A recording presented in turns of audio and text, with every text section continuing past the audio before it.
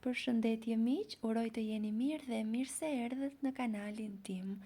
Sot do ndaj me ju një nga ëmbëlsirat pa sheqer, pa miell, e shëndetshme dhe nuk e keni idenë sa thjesht përgatitet. Qëndroni me mua ta përgatisim së bashku. Në një enë do shtojmë një banane të jetë e pjekur mirë. Do ta shtypim me ndihmën e një piruni derisa të na formohet në formë pureje. Dua t'ju kujtoj se nëse jeni ri në kanalin tim, mos harroni të bëni subscribe dhe të shtypni butonin e ziles, kështu do njoftoheni për çdo recetë të re të postuar.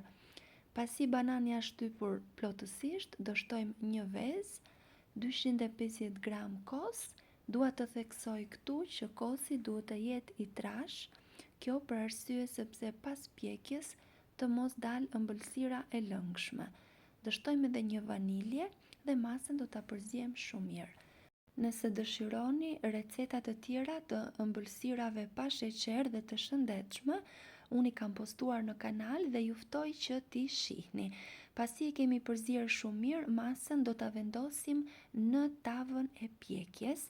Dështë kënaqësi për mua të mësoj se nga cili vend i Shqipërisë apo i botës më ndiqni. Nëse dëshironi, mund të ma shkruani në koment.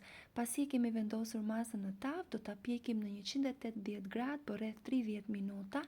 Pjekja gjithmonë në varësi të sobës që keni, pasi kjo është një ëmbëlsirë delikate dhe keni kujdes mos e diqni. Unë e kam shoqëruar me krem pistakjo. Nëse dëshironi, mund ta shoqëroni me çfarë të keni dëshirë, me çokoladë të zezë të shëndetshme mund ta shoqëroni, me mjalt, gjithashtu kam shtuar edhe lajthi. Ju mund të zgjidhni çfarëdo lloj fruti që preferoni apo që ju gjendet në shtëpi.